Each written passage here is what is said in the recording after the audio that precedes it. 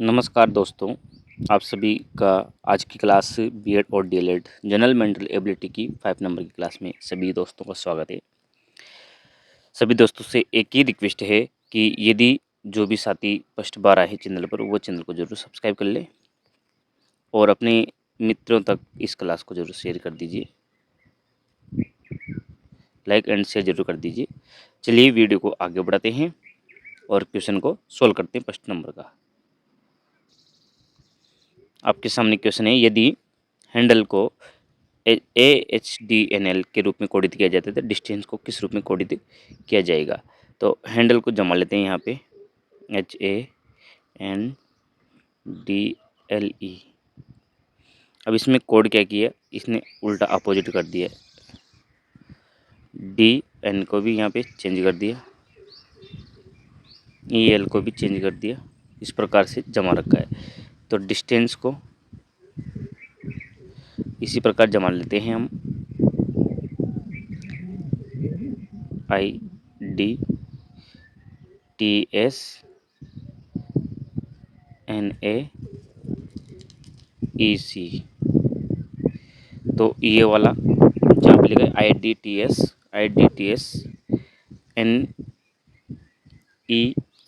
यानी कि डी वाले ऑप्शन में लिखा हुआ है, तो डी वाला ऑप्शन हमारा सही हो जाएगा। यहाँ पे डी ऑप्शन इज करेक्ट।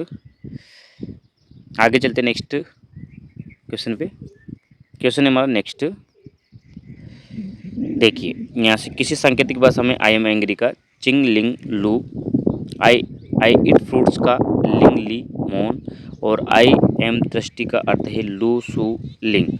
तो उसी सांकेतिक भाषा में एम का क्या अर्थ होगा। तो इनको पहले आई एम हंग्री, इसका मतलब होता है चिंग लिंग, शॉर्ट में लिख लेते हैं लू। अगला भी लिखते हैं, आई इट फ्रूट, इसका है लिंग ली मोन। अब इसमें कॉमन देख लेते हैं कि कॉमन कौन कौन से आए हैं। लिंग लिंग, यहाँ पे भी लिंग है और आई भी है, तो आई का मतलब क्या होगा, लिंग लिंग। आगे एक और लिख लेते हैं, एक और बच रहा है हमारे पास, आई एम दृष्टि, आई एम दृष्टि, इसका क्या है लू शू लिंग। तो लिंग आया है तो सब में कॉमन आ रहा है आई आई। अब लू सू, तो लू ऊपर वाले में भी आया लू और इसमें भी आया, तो एम का अर्थ हो गया लू। तो पूछा ही एम का अर्थ है हमसे, तो एम का अर्थ हो जाएगा लू। D option is correct. आगे बढ़ते हैं नेक्स्ट क्वेश्चन पर। क्वेश्चन नेक्स्ट है, किसी सांकेतिक भाषा में यदि रिस्क को 2398 से कोडित किया जाता है तो प्राइवेट को इस रूप में लिखते हैं। उसी सांकेतिक भाषा में रिवेट्स को किसे लिखा जाएगा। तो रिस्क की बात करते हो IRSK, इसके कोड हैं 2398 और प्राइवेट के कोड देखिए, ये प्राइवेट के कोड हैं 1 2 3 4 5 6 7, ये कोड है। तो RIVETS के कोड क्या हो जाएंगे। तो चलिए, आर का कोड होता है 2, इसमें दे रखा है। उसके बाद में आई का कोड 3 दे रखा है, ये देख लीजिए 3। वी का कोड 4, ई 7 पे आ रहा है, टी 6 पे आ रहा है और एस है 2399 पे, एस 9 पे आ रहा है। तो 23 47 69, 23 47 69 यानी कि C option is correct, C option हमारा राइट हो जाएगा। आगे बढ़ते नेक्स्ट क्वेश्चन पर। क्वेश्चन नेक्स्ट है हमारा, और ये क्लास भी बहुत ही शानदार रहती है हमारी। लुप्त अक्षर चुनकर श्रृंखला को पूरा कीजिए। लुप्त अक्षर चुनना है हमें, तो यहाँ पे देख लीजिए, पहले B A तो इनको डिवाइड कर लेते हैं 1 1 2 3, यहाँ पे 1 हो गया। अब देख लीजिए बी के बाद में ए आ रहा है, ए बी के बाद में ए, तो बी के बाद में ए, फिर बी के बाद में यहाँ भी ए, आगे देखिए ए आ गया, अब बी, यहाँ पे बी आ जाना चाहिए। तो ए ए बी ए, यहाँ भी स्पेस है, आगे आगे देखेंगे तो यहाँ पे ए आ जाएगा। तो ए ए बी ए कौन से वाले ऑप्शन में, हमारा डी वाले ऑप्शन में।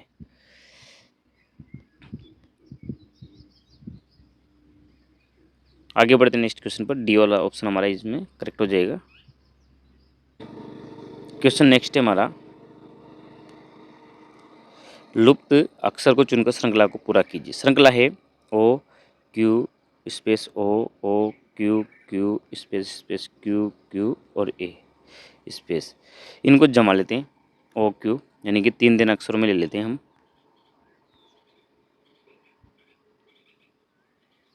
ओ क्यू यहाँ से काट लेते हैं, फिर यहाँ से काट लेते हैं, 1 2 3 यहाँ से काट लेते हैं, और 3 अक्षरों में काट लिया हमने। अब देखिए ओ के बाद में क्यू आया है और इधर क्यू, क्यू आया है, ओ के बाद में क्यू और इसके पीछे भी क्यू आ रहा है, तो यहाँ भी क्यू आना चाहिए, क्यू आ गया। आगे क्यू के बाद में ओ आया है, ओ ओ 2 बार ओ, यानी कि क्यू के पहले क्या आ रहा है, ये देखो ओ, फिर क्यू के बाद में ओ, क्यू के बाद में भी ओ और क्यू के पहले भी ओ, तो क्यू ओ कौन से वाले में, सी वाले ऑप्शन में आ रहा है, ये सी वाला ऑप्शन हमारा करेक्ट हो जाएगा। आगे बढ़ते हैं नेक्स्ट क्वेश्चन पर। क्वेश्चन है हमारा नेक्स्ट, आइए देखते हैं। 5 12 26 47, तो आगे कौन सी आएगी। श्रृंखला को समझिए कि 5 दे रखा है, फिर 12 दे रखा है, इन दोनों में अंतर देख लेते हैं। 5 और 12 में अंतर है 7 का, 12 और 26 में अंतर देंगे तो 12 और 26 में अंतर है 14 का, ठीक है। और 47 और 26 में अंतर देखें तो इन दोनों में अंतर है 21 का। तो 7 का पहाड़ा चल रहा है, 7 प्लस 14 प्लस 21 और प्लस 28 प्लस हो जाएगा 47 में 28 प्लस करते ही कितने आ जाएंगे, 75 आंसर आ जाएगा। क्योंकि 7 और 8 के 5, असली के 1 4 5 2 7, बी ऑप्शन हमारा करेक्ट हो जाएगा इसमें। आगे बढ़ते हैं नेक्स्ट क्वेश्चन पर। क्वेश्चन देखिए, अगला नेक्स्ट क्वेश्चन हमारा, लुप्त संख्या चुनकर पूरा कीजिए। देखो 8 और 18 इन दोनों में देखें तो 10 का अंतर आया है, 10 का अंतर है। उसके बाद में 18 और 38 के बीच में देंगे तो 20 का अंतर आ रहा है। तो यहाँ पे देखें तो +10 +20 और फिर आगे की सीरीज में +40 का अंतर आया है, ठीक है। अब देखो 10 का दुगुना 20, 20 का दुगुना 40, 40 का दुगुना 80, 80 प्लस करेंगे तो नेक्स्ट संख्या आ जाएगी हमारे पास। तो जोड़ लेते हैं 8 और 7 8 15 58, 158 आंसर जिसमें आ रहा है वही सही है हमारे, 157 डी वाले ऑप्शन में सही है। आगे बढ़ते नेक्स्ट क्वेश्चन पर। क्वेश्चन देखिए नेक्स्ट है हमारा, लिखा हुआ है कि निम्न प्रश्न पहले 2 पदों के बीच किसी प्रकार से कोई संबंध है और चौथा पद निकालिए। तो जिसका तीसरा पद उसी प्रकार से संबंध जैसे कि पहले 2 पद, तो ए सी ई इन दोनों का संबंध इससे निकालते हैं। तो ये 1 पे, ये 3 पे और ये 5 पे आता है, 8 9 और 12। तो यहाँ पे अंतर देख लेते हैं, प्लस का 7, 3 और 9 में प्लस का 6 और 5 और 12 में प्लस का 7 का अंतर, प्लस का 7 प्लस का 6 प्लस का 7। इसी प्रकार एम ओ क्यू में देख लेते हैं। तो एम में प्लस का 7 करेंगे तो टी आना चाहिए, यानी कि 20, और ओ आता है 15 पे, 15 में 6 प्लस करेंगे यानी कि 6 + 21 यू आना चाहिए। फिर प्लस का 7 करेंगे 17, क्यू 17 पे आता है, 17 में 7 प्लस करें तो 24, 24 पे एक्स आना चाहिए, टी यू एक्स। तो कौन से वाले ऑप्शन हमारा है, बी वाले ऑप्शन में, तो बी वाला ऑप्शन हमारा सही हो जाएगा इसमें। आगे बढ़ते हैं नेक्स्ट क्वेश्चन पर। क्वेश्चन नेक्स्ट है हमारा, 2 शब्द जो आधार युग्म बना रहे हैं उनमें से उसके समान युग्म कौन सा है। जैसे कि वाटर प्यास बुझाता है, यानी कि पानी प्यास बुझाने का कार्य करता है। तो आगे नेक्स्ट क्या है, भोजन भूख मिटाने का कार्य, बिल्कुल सही बात है। सूर्य ऊर्जा, भोजन इच्छा, आहार, आइसक्रीम ठंडा, ये कुछ नहीं है। ऑप्शन हमारा ए वाला हो जाएगा राइट, क्योंकि भोजन से ही हमें भूख मिटती है और पानी से प्यास। तो ए ऑप्शन हमारा करेक्ट हो जाएगा। आगे चलते हैं नेक्स्ट क्वेश्चन पर। क्वेश्चन देखिए और शानदार क्वेश्चन है ये कि अजीत और उसकी माता का जो अनुपात है वो 3:8 है। यदि उनकी आयु में 35 वर्ष का अंतर है तो 4 साल बाद उनकी आयु का अनुपात क्या होगा। तो पहले तो अजीत और उसकी माँ की जो वर्तमान आयु ज्ञात कर लेते हैं। तो 3:8, तो इनको आयु हो जाएगी 3x और 8x। अब अंतर देख लेते हैं। तो माता के में से बालक की घटा लेते हैं। अंतर बराबर 35 का है, तो यहाँ पे x का मान ज्ञात कर लेते हैं हम। तो 8, 3 यहाँ पे बचा 5 शेष, और यहाँ पे 35 को डिवाइड करेंगे तो 5 से बराबर 7x आ जाएगा। तो इनकी मात्रा अनुपात देख लेते हैं। 3x में 7 से इंटू करेंगे तो 21, और 8 को 7 से इंटू करेंगे तो 56, 8 7 56। अब दोनों का अनुपात ज्ञात कर लेते हैं। 21 और 56 में ये इनकी आयु आ चुकी है। अब नया अनुपात क्या जाएगा। नया अनुपात निकालने से पहले यहाँ पे पढ़िए 4 साल बाद, यानी कि प्लस के 4 करेंगे इनमें दोनों में, प्लस के 4। तो 21 में 4 किए तो 25, और 56 में 4 किए तो 60। ठीक है, 5 से डिवाइड कर दीजिए तो 5 बार, 5 से 60 को डिवाइड किया तो 12। तो 5 और 12 किस में आ रहा है, ए वाले ऑप्शन में। ए वाला ऑप्शन हमारा सही हो जाएगा, ये अनुपात आ जाएगा इनका। ओके, आगे बढ़ते हैं नेक्स्ट क्वेश्चन पर। देखिए क्वेश्चन को और समझिए। उसी प्रकार का क्वेश्चन है।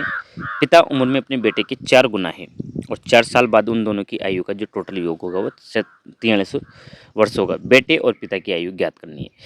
तो यहाँ पे बेटे यानी कि सन और फादर की आयु निकाल लेते हैं। सन और फादर, तो माना कि सन की आयु x है तो फादर की 4x हो जाएगी, 4 गुना। अब इन दोनों का टोटल प्लस बराबर 43 है। 43 कब होगी, 4 साल बाद, सॉरी। तो अब इनमें ये तो आ गई इनकी आयु। अब x प्लस 4 यानी कि 4 साल का अंतर करेंगे तो 4x 4 बराबर, अब इन दोनों को भी, दोनों आयु को जोड़ लेते हैं तो ये 43 के बराबर आ जाएगी। अब इनको x और 4x इन दोनों को जोड़े तो 5x हो गया, और 4 4 जोड़े तो 8 हो गया। आगे x का मान ज्ञात कर लेते हैं। x का मान हमारे पास आ जाएगा, तो 8 को इधर काटा तो बचे हमारे पास 35, और 35 को 5 से डिवाइड किया तो x का मान बराबर 7 आ जाएगा।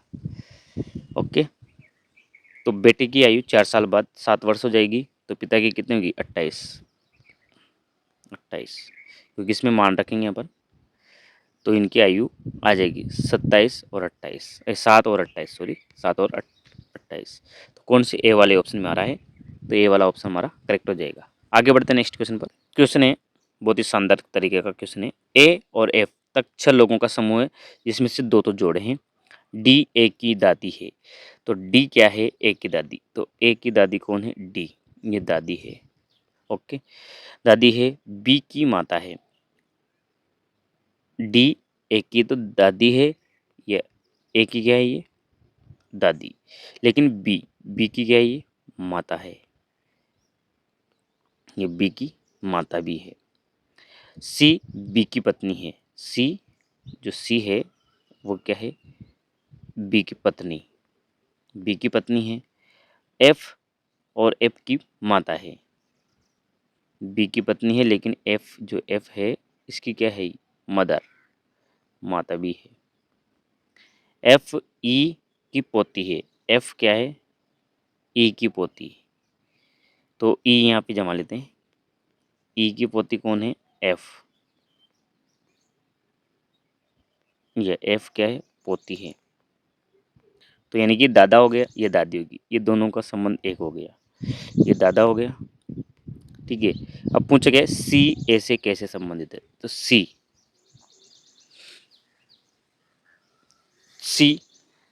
ऐसे कैसे संबंधित होगा, यानी कि इनका क्या हो जाएगा, सी ऐसे, यानी कि माता हो जाएगी। सी क्या हो जाएगी, माता। यहाँ पे सी क्या हो जाएगी, माता, क्योंकि इन दोनों के बेटे कौन कौन है, ये एक तो एफ है और ये है। तो सी क्या हो जाएगी, माता। सी ऑप्शन राइट हो जाएगा हमारा। आगे बढ़ते नेक्स्ट क्वेश्चन पर। नेक्स्ट क्वेश्चन है हमारा, आइए इसको समझते हैं। लिखा हुआ है कि ए प्लस बी का अर्थ होता है कि ए बी की बेटी है और ए माइनस बी का अर्थ है तो ए बी का पति है और ए इंटू बी का अर्थ है कि ए बी का भाई है। अब आगे इस संबंध को दर्शाया गया है तो आर टी से कैसे संबंधित होगा, तो R plus S plus T इनका संबंध देख लेते हैं। तो प्लस का मतलब होता है कि ए बी की बेटी है, ए बी की बेटी, तो ये बेटी है, बेटी किसकी है, एस की, यानी कि ये क्या होगी, माँ हो गई। और फिर वापस ये भी बेटी है इसकी, टी की, तो ये इसकी माँ हो गई एस की और ये बेटी हो गई। तो आर और टी से यानी कि नानी, और क्या, सीधा सीधा बात है, ये किससे संबंधित है, आर टी से, नानी हो जाएगी, बी ऑप्शन इसमें करेक्ट हो जाएगा हमारा। आगे बढ़ते हैं नेक्स्ट क्वेश्चन पर। आइए इस क्वेश्चन को समझते हैं। विकल्प वो विकल्प चुनिए जो तर्क की दृष्टि से कथन के समान है। जैसे कि लिखा हुआ कि यह सत्य नहीं कि चीन और जापान दोनों, ये चीन है और जापान दोनों ने युद्ध लड़ा, यानी कि दोनों आपस में झगड़ा किया, ये कोई सत्य नहीं है। तो क्या होना चाहिए कि चीन ने युद्ध लड़ा और जापान ने युद्ध लड़ा, ऐसा हो सकता है, नहीं भी हो सकता है, कन्फर्म नहीं है। चीन ने युद्ध लड़ा और जापान ने युद्ध नहीं लड़ा, एक ने लड़ा दूसरे ने लड़ा, ऐसा भी नहीं। चीन ने युद्ध नहीं लड़ा और जापान ने युद्ध लड़ा, ऐसा भी हो सकता है। चीन ने युद्ध लड़ा या जापान ने युद्ध लड़ा, कोई कन्फर्म नहीं है, यानी कि यहाँ पे सत्य नहीं है। बात ये है, तो ऑप्शन हमारा डी वाला सही हो जाएगा कि या तो चीन ने युद्ध लड़ा या जापान ने, कोई कन्फर्म नहीं है। डी ऑप्शन हमारा इसमें करेक्ट हो जाएगा। आगे बढ़ते हैं नेक्स्ट क्वेश्चन पर। क्वेश्चन है हमारा नेक्स्ट, आइए इसको समझते हैं। वो विकल्प चुनिए जो दिए गए कथनों के निष्कर्ष के बारे में सही स्टेटमेंट सही हो। स्टेटमेंट दे रखा है नीचे कि सम रेबिट्स आर चेयर्स, कुछ खरगोश कुर्सियां हैं। इसको डायग्राम से हल करते हैं। कुछ खरगोश, तो खरगोश, ये कुछ खरगोश क्या है, कुर्सियां हैं, ये क्या है, कुर्सियां ले लेते हैं हम, कुर्सियां हैं, सभी कुर्सियां मोर है। ये जो कुर्सियां है ये क्या है, मोर का काम कर रही है, यानी कि ये बार वाला मोर हो गया, मोर है बार वाला। अब आगे क्या है, निष्कर्ष पे चलें। सभी खरगोश मोर हैं, जो सभी खरगोश है वो मोर हैं, बिल्कुल गलत, ऐसा नहीं है। कुछ मोर खरगोश हैं, बिल्कुल ये वाला ऑप्शन सही है, यानी कि सेकंड वाला स्टेटमेंट कंक्लूजन सही है, क्योंकि है सही, आपने डायग्राम से समझ लिया। तो विकल्प हमारा बी वाला हो जाएगा। क्वेश्चन नेक्स्ट है हमारा, आइए इसको समझते हैं। क्वेश्चन को देखिए, A B C D E F G 7 छात्रों ने परीक्षा की एक श्रृंखला ली है। कोई भी 2 छात्र बराबर अंक नहीं मिलते हैं, यानी कि 2 छात्र हैं जो ए से ज़्यादा अंक प्राप्त किए हैं। तो ए यहाँ पे लिख लेते हैं, ओ के बाद में बी 2 बराबर छात्रों से ज़्यादा अंक प्राप्त नहीं किए, तो बी भी हम यहीं लिख लेते हैं, यानी कि इसने भी दूसरे से प्राप्त नहीं किए।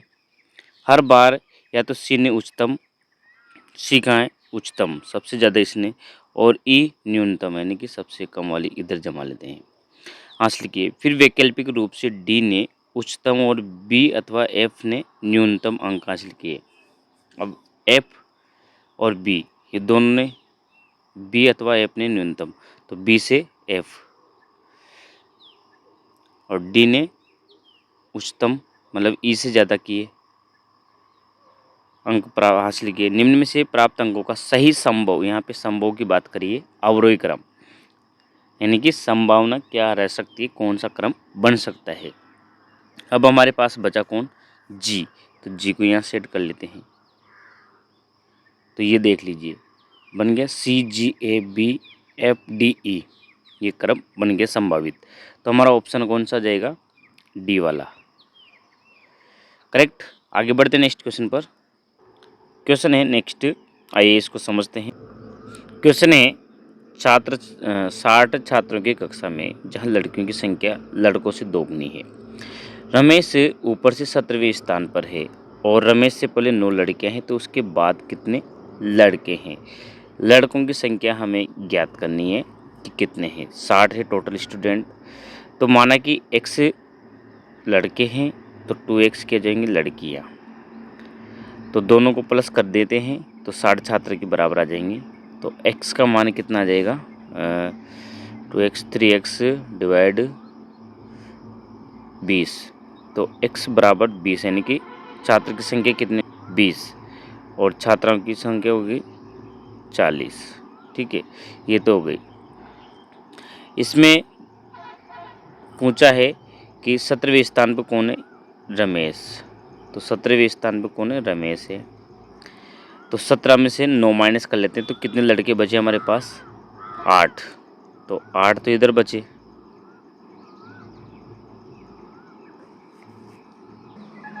8 + 9 कितने हैं, 17 होते हैं। तो 9 लड़कियां माइनस करते हैं, 8 तो इधर बचे। अब शेष टोटल स्टूडेंट कितने हैं, 20 ही टोटल। तो 8 माइनस किए, बाद में पूछा है कि उसके बाद कितने लड़के हैं, ये जो रमेश बेटा है ना इसके बाद। तो 20 में से 8 माइनस किए तो 12 स्टूडेंट बाद में बैठे हुए हैं। सी ऑप्शन हो जाएगा। आगे बढ़ते हैं नेक्स्ट क्वेश्चन पर।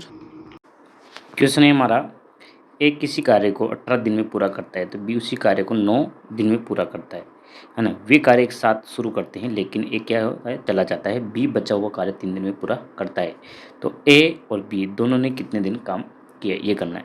तो देखो, ए किसी कार्य को 18 दिन में करते हैं तो ए की कार्य क्षमता बराबर हो जाएगी हमारे पास 1/18 यूनिट यानी कि इकाई।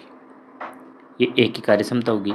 इसी प्रकार बी की कार्य क्षमता निकाल लेते हैं। तो बी की कार्य क्षमता हो जाएगी 1/9 दिन, 9 इकाई। 9 दिन क्या, 9 इकाई हो जाएगी। ठीक है, अब दोनों की कार्य क्षमता निकाल लेते हैं कि ए और बी ने की कार्य क्षमता कितनी हो जाएगी, ए और बी की। तो ए और की कार्य क्षमता प्लस बी की कार्य क्षमता टोटल हो गया हमारे पास यहाँ पे 9 बराबर। जब इनको सोल्व करेंगे तो हमारे पास आ जाएगा 2/3, सॉरी 1/6 यूनिट काम किया दोनों ने। अब निकालते हैं हम बी का कार्य कि बी ने कितने दिन कार्य किया। बचा हुआ कार्य 3 दिन में किया। तो बी का काम तो 3 दिन किया इसने। तो कितने यूनिट कार्य किया, बराबर 1/3 यूनिट। ठीक है, ये बी ने काम किया है। तो शेष कार्य कितना बचा हमारे पास, शेष कार्य निकाल लेते हैं। पूरा काम 1, जिसमें से 1/3 यूनिट कार्य कर लिया है। तो इसको सोल्व करते हैं तो हमारे पास शेष कार्य आ जाएगा, लस आ गया 3 -1 बराबर 2/3 यूनिट काम बचा। ये हमारे पास कार्य बचा है। अब पूछा है कि ए और बी ने कितने काम किया, तो उन्होंने साथ मिलके। तो इन दोनों का निकाल लेते हैं हम। तो ए और बी काम है हमारे पास 2/3 यूनिट और ये काम करते हैं। इनकी कार्यक्षमता है 1/6 यूनिट की। तो 2/3 डिवाइड करेंगे तो 6 ऊपर चल जाएगा, 1 नीचे आ जाएगा। 3 से 6 काटे 2 बार, 2 को 2 से मल्टीप्लाई किया तो 4। तो दोनों ने मिलकर 4 दिवस काम किया यानी कि 4 दिन आ जाएगा हमारा आंसर। ये था हमारा कार्य क्षमता वाला क्वेश्चन। इसमें बी ऑप्शन हमारा करेक्ट हो जाएगा। B option is correct. आगे बढ़ते हैं नेक्स्ट क्वेश्चन पर। क्वेश्चन हमारा नेक्स्ट है, एक रेलगाड़ी विपरीत दिशा से आते हुए ट्रक को 9 सेकंड में पार करती है। यदि रेलगाड़ी की चाल 90 किलोमीटर है और ट्रक और रेलगाड़ी दोनों की चाल क्या है, 90 किलोमीटर प्रति घंटा है, तो रेलगाड़ी की लंबाई कितनी हो गई। अब दोनों अपोजिट डायरेक्शन में चल रहे हैं, 9 सेकंड में वो पार कर देता है ट्रक। तो ट्रेन की लंबाई ज्ञात करनी, तो हम दोनों की चाल को प्लस कर लेंगे। तो दोनों दूरियों को क्या करेंगे, हम जोड़ लेंगे। जैसे कि ट्रक की चाल और रेलगाड़ी की चाल दोनों को प्लस कर लेते हैं। तो टोटल चाल हमारे पास आ गई, चाल टोटल दोनों की मिला गई क्योंकि विपरीत दिशा में है। तो 180 किलोमीटर प्रति घंटा आ गई, प्रति हावर।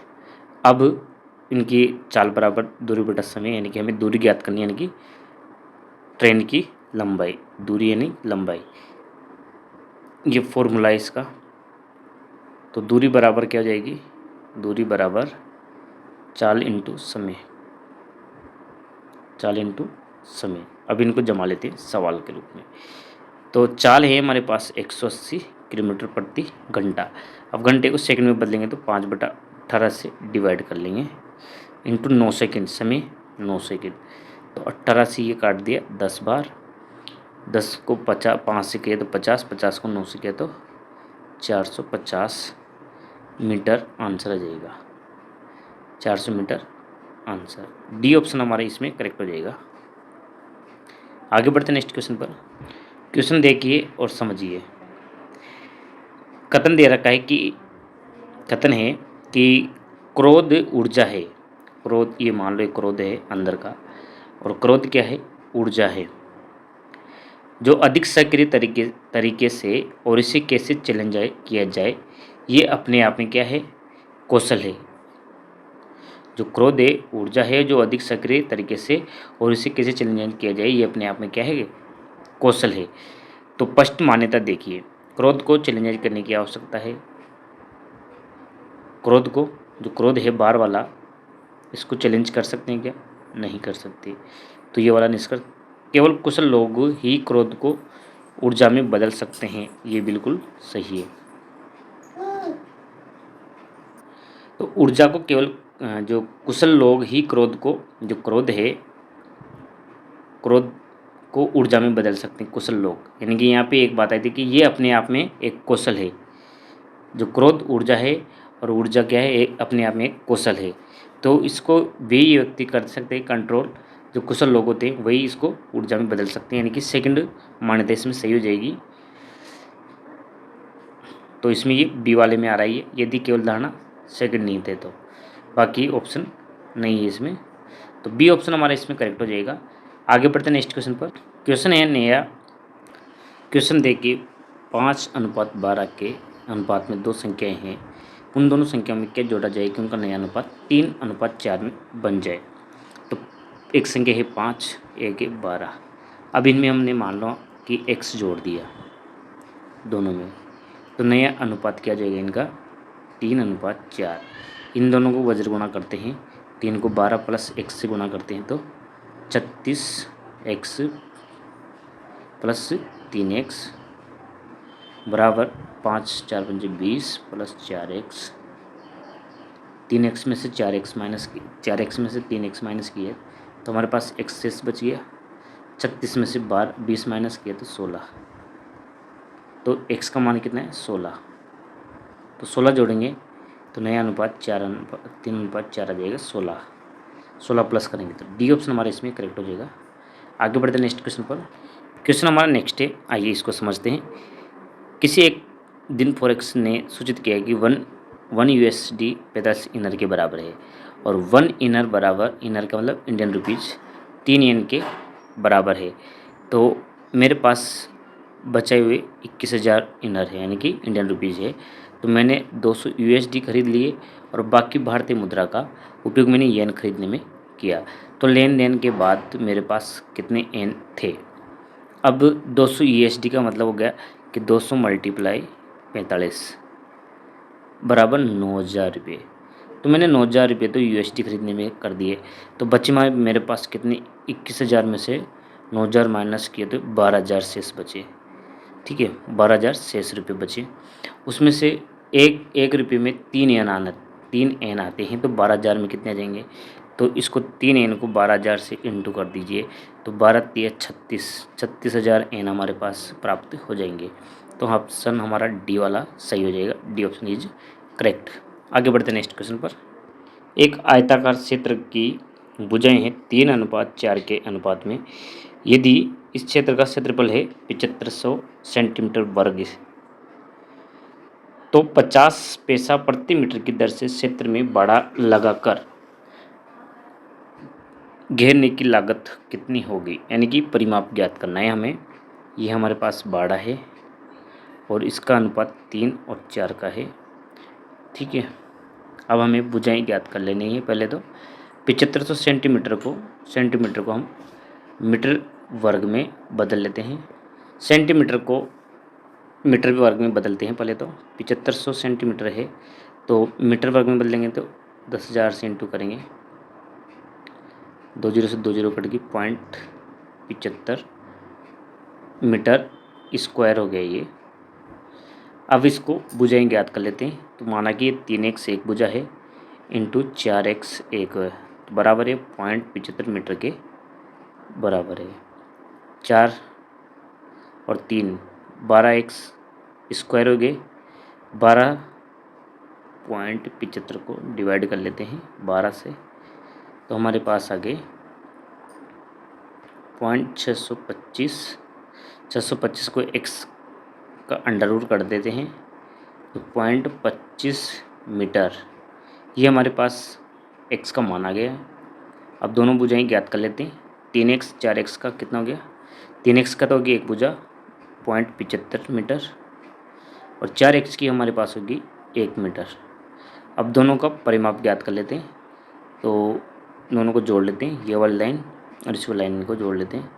75 75 150 यानी कि 1.50 और 2 3.50 मीटर हमारे पास तार की लंबाई हो गई।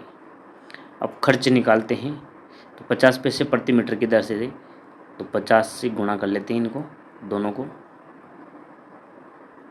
जीरो की जीरो लगा देते हैं। 5 25 25 का 5 हासिल का 2 5 5 2 5 10 15 और 2 17 पॉइंट 1.75 1.75 किस में आ रहा है, बी वाले ऑप्शन में आ रहा है। तो ये हमारा राइट ऑप्शन हो जाएगा बी वाला। आगे चलते हैं नेक्स्ट क्वेश्चन पर। क्वेश्चन है हमारा नेक्स्ट, आइए इसको देख लेते हैं और समझते हैं। एक समलंब दो समांतर भुजाओं के बीच का अंतर 8 सेमी है और उनके बीच की लंब दूरी है 19 सेंटीमीटर। यदि समलंब का क्षेत्रफल हमें 475 सेंटीमीटर है तो समांतर रेखाओं की लंबाई कितनी होगी, ये ज्ञात करना है। आइए इसको जमा लेते हैं। जैसे क्वेश्चन में दिया है कि एक समलंब है हमारे पास, ये समलंब है यहाँ पे छोटा सा, और ये इनके बीच की दूरी दे रखी है, ये वाली 19 सेंटीमीटर और ये वाली हमने मान ली ए और ये मान ली बी भुजा। अब जैसे समलंब का क्षेत्रफल का सूत्र होता है कि 1/2 इंटू दोनों भुजाओं का योग, ए प्लस बी का योग यानी कि भुजाओं का योग इंटू उनके लंब यानी कि बीच की दूरी 19 बराबर हमारे पास है 475। ठीक है, अब इसको सोल्व कर लेते हैं। तो जैसे इसको सोल्व करेंगे तो 19 तो नीचे डिवाइड में आ जाएगा और 2 ऊपर चला जाएगा, तो a प्लस बी बराबर 475 इंटू 2/19, तो बराबर इसको सोल्व करते हैं तो ये 25 बार कट जाएंगे और 25 को 2 से इंटू किया तो 50, तो a और b का मान हो गया 50। अंतर कितना दे रखा है a और b का, दोनों भुजाओं का अंतर a माइनस बी का अंतर है 8 सेमी।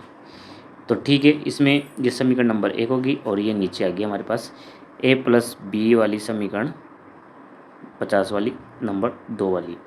अभी a का मान इसमें निकाल लेते हैं इस वाली समीकरण में नीचे, तो a का मान बराबर हमारे पास हो जाएगा, b को उधर भेज देते हैं तो प्लस में हो जाएगा 8 प्लस b हो जाएगा। अब इस एक वाली समीकरण का मान इस वाली 2 वाली में रख लेते हैं, तो b के a के स्थान पे 8 प्लस b रख लेते हैं, तो 8 प्लस b बराबर 50। तो b का मान कितना जाएगा हमारे पास, यहाँ पे 2b हो गया, 2b बराबर 50 माइनस 8, तो 42, b बराबर 42 को 2 से डिवाइड करना है तो बराबर 21, तो b का मान आ गया 21। तो a का मान निकालेंगे तो कितना रखना है, a का मान ये यहाँ पे रख लीजिए, b का मान रख दीजिए यहाँ पे इस वक्त जगह पे 21 रखा, तो 21 में 8 जोड़े तो a का मान बराबर आ गया हमारे पास 29। तो एक लाइन तो जाएगी 29, एक हो जाएगी 21 सेंटीमीटर। तो ये वाला जिस ऑप्शन में आ रहा है वो देख लेते हैं, बी वाले ऑप्शन में आ रहे हैं, तो बी ऑप्शन हमारा इसमें करेक्ट हो जाएगा। यदि आपको समझ में नहीं आया तो आप कमेंट करके बता सकते हैं। आगे बढ़ते हैं नेक्स्ट क्वेश्चन पर। क्वेश्चन देखिए, अगला नेक्स्ट क्वेश्चन है हमारे पास। एक प्रश्न एक शब्द अथवा शब्दों के समूह के बाद 4 विकल्प हमें दिए गए हैं। एक प्रश्न जो शब्द है एनाग्राम, एनाग्राम का मतलब होता है पर्यायवाची शब्द या समानार्थी विनोदपूर्ण मजाकिया शब्द होते हैं ये। जैसे साइलेंट का लिसन होता है, एनाग्राम हो सकता है। तो यहाँ पे डिक्शनरी दिया है, डिक्शनरी का क्या बनेगा। तो डिक्शनरी में देखें तो इनको उल्टा सुल्टा करके लिखते हैं। तो dictionary donor city, donor city, donor city बन रहा है क्या, CTY सिटी, डोनार बन रहा है कि DONAR, वैसे डोनार सिटी भी बन रहा है, डोनार सिटी है ना, डोनार सिटी भी बन रहा है इस डिक्शनरी से। और इंडी इंडी इंडी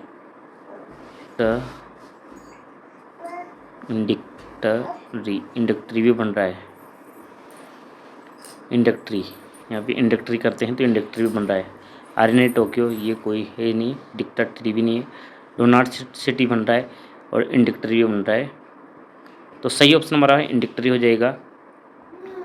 इससे जो शब्द बनेगा वो इंडक्टरी बनेगा। C option is correct. वैसे ये भी बन रहा है डोनाट सिटी भी, लेकिन सबसे अच्छा है ये इंडक्टरी। आगे बढ़ते हैं नेक्स्ट क्वेश्चन में, सी वाला ऑप्शन हमारा करेक्ट हो जाएगा इसमें। क्वेश्चन नेक्स्ट है हमारा, निम्न शब्द फ्लौंडर का जलीय प्रतिरूप क्या होगा। जब फ्लौंडर को लिखते हैं तो कैसे लिखना है, जलीय रूप में ऐसे एल लिखेंगे तो एल का ऊपर हिस्सा हो जाएगा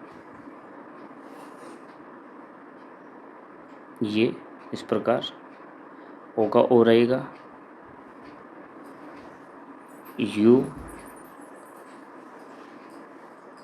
ये वाला इससे नीचे आ जाएगा, यू एन यू ऐसे बन जाएगा, डी का हिस्सा ऐसे ही जाएगा, ई इस प्रकार बनेगा, आर ऐसे। तो ये किस में लिखा हुआ है,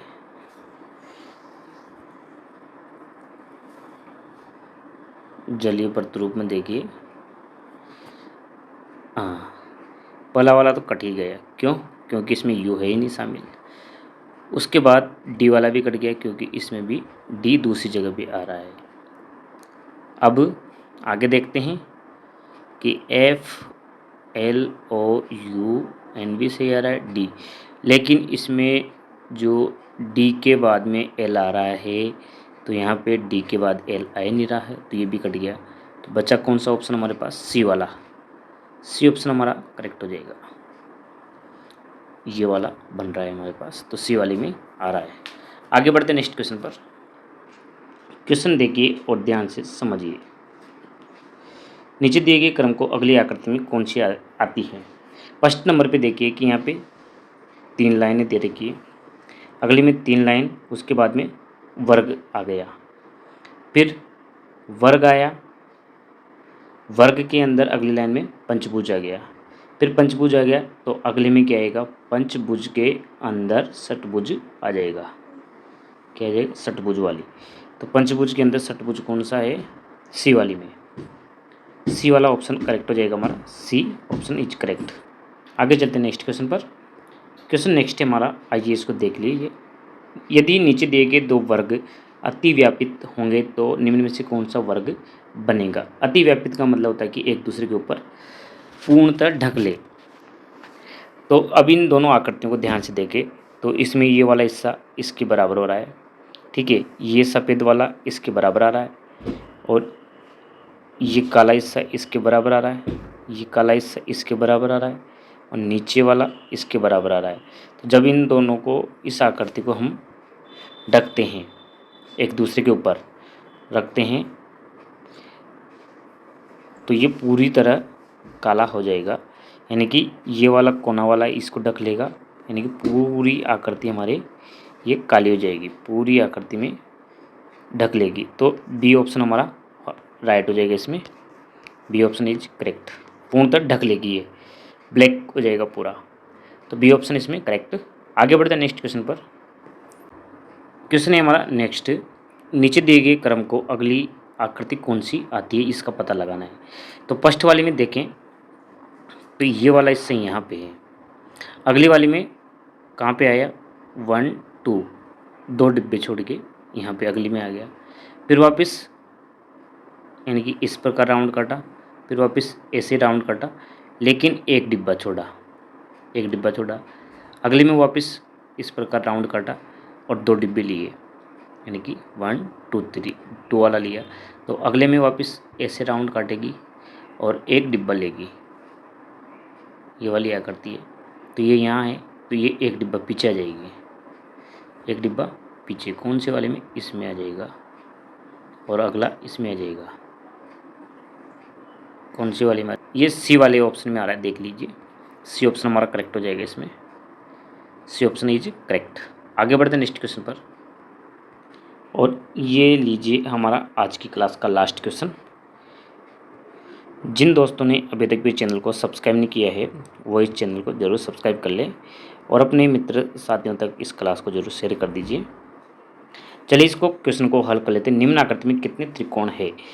त्रिकोण पूछा है, त्रिकोण ज्ञात करना है। तो पहले आपको बता देता हूँ कि आप इसमें डाल लीजिए ABCDEF GH और इस सेंटर वाले को O कर लेते हैं। अब इनको सोल्व करते हैं हम। कितने निकलते हैं देखिए, गिनते चलते हैं। A B और H, A B और H, एक तो ये बन गया। इसके बाद देखें तो BGH, BGH ये बनी। आगे देखें तो जैसे मैं बताता जा रहा हूँ, HB और F, एक ये बन गया। ये वाली लाइन, ये वाली, ये बन गया। ओके, आगे देखिए, आगे हम बनाते हैं। हाँ, ये बन रहा है BOG, यानी कि ये वाला हिस्सा बन रहा है, ठीक है। उसके बाद ये वाला हिस्सा बन रहा है और ये वाला बन रहा है। 3 बन रहे हैं तो तीनों को बना लेते हैं, BOC और ये लाइन हटाएंगे तो BGC।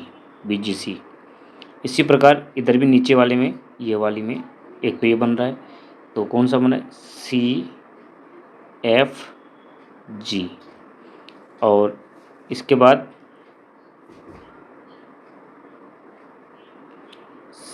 यहाँ पे लिख लेते हैं हम CFG। अगला कलर ले लेते हैं। अब उसके बाद में CFO, यानी कि ये वाला हिस्सा बना दिया, ठीक है। अब ये वाला ले लेते हैं FGO, ये भी बन गया। आगे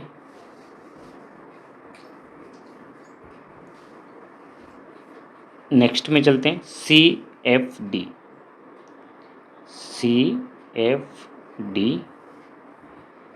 CFD के बाद में DFE, एक और बन गया। इसके बाद ये वाली लाइन को ले लेते हैं, ये वाली को, तो BFD, ये वाला बन गया BFD। और कौन सा बन रहा है, पहले इनको गिन लेते हैं। तो 1 2 3 4 5 6 7 8 9 10 11 12। आगे देखिए इसमें और क्या बन रहा है। देखिए हमने यहाँ पे ये भूल गए थे, ये वाला हिस्सा और नीचे वाला हिस्सा, ये और इसके नीचे वाला, 2 और बन रहे हैं, BGF और BCF, 2 और बन रहे, बाकी गिन लेते हैं हमने। तो टोटल हो गया हमारे पास 14। तो सी ऑप्शन हमारा इसमें करेक्ट हो जाएगा। बाकी अगर कोई डाउट हो तो आप बता सकते हैं इसमें कमेंट करके मुझे। फिर मिलेंगे ऐसी नई वीडियो के साथ। धन्यवाद मित्रों।